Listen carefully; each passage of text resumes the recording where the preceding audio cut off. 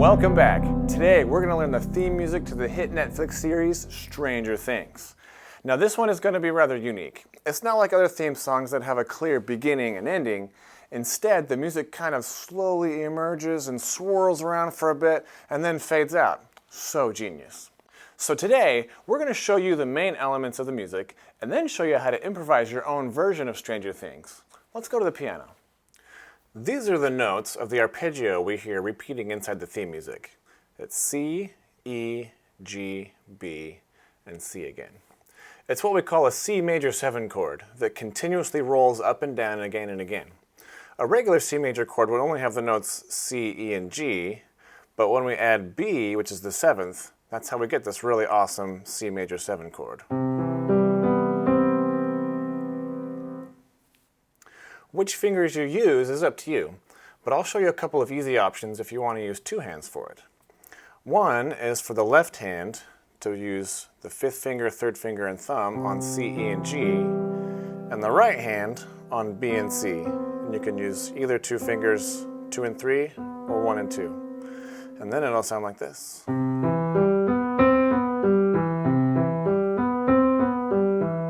Just like that.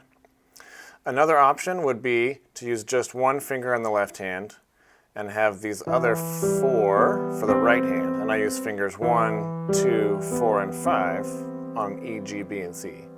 And that looks like this.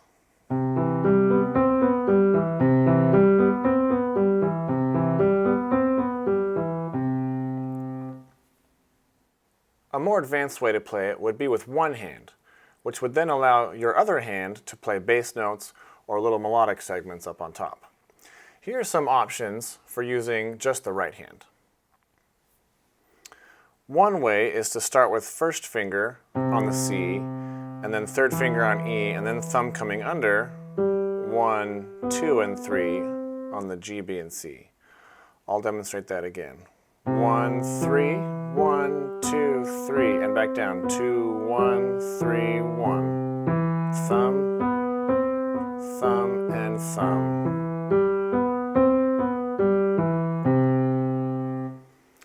Another option is starting with finger 2 on C, and then thumb coming under on E, G, 4th finger on B, and C. 2, 1, 2, 4, 5.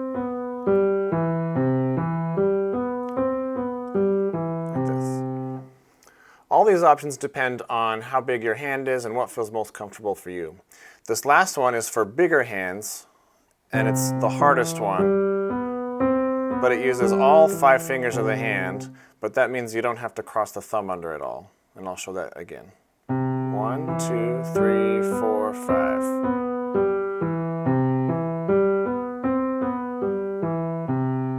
Now, if you use this option, it's important to know that even if you have small hands, you can do this, but you don't have to hold all 5 notes, which is what some people might try to do. So when you play the 1st note and 2nd note, you can just let go and follow the fingers that are playing, just like that. For left hand, the options are similar. One is with 5, 3, and 1, and then crossing over with 2 and 1, like this. So your thumb is on G and C on top. This works really good for smaller hands. Another option is doing finger 5, finger 4, finger 2, and finger 1, and then crossing over with just the 2 finger on top. Again, 5, 4, 2, 1, 2, like this. And again, for big hands, you can try all 5 fingers. 5, 4, 3, 2, 1. Like that. It's a bit of a stretch, but easily doable. Personally, I'm right-handed, so I prefer to use my left hand on this arpeggio, so I can save my dominant hand for the bass notes down below and the melodic segments that I can be more creative with my right hand. The bass line for this theme is really simple.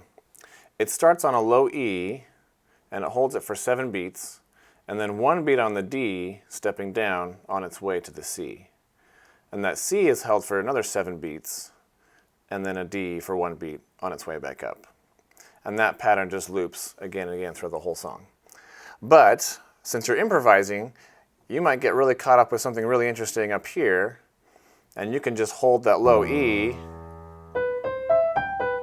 and do something really cool and just forget about that. And then when you feel like you're done up here, then you can change to the C. And in a minute, I'll show you how that's done.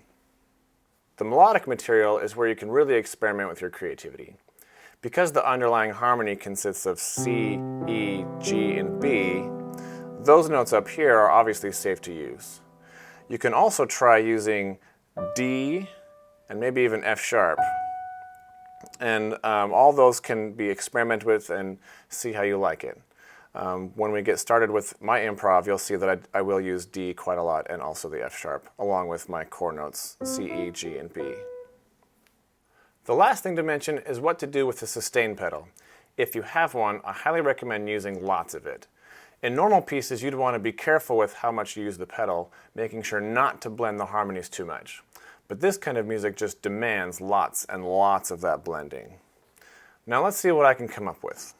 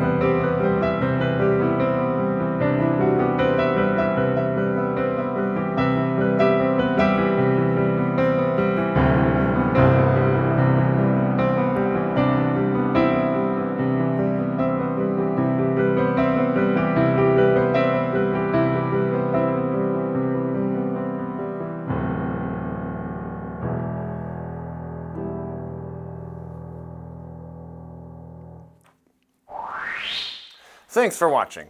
I hope all you mouth breathers out there can have an awesome time improvising on Stranger Things. Be sure to like and subscribe, and as always, don't get crumbs on your piano. Oh, and happy practicing.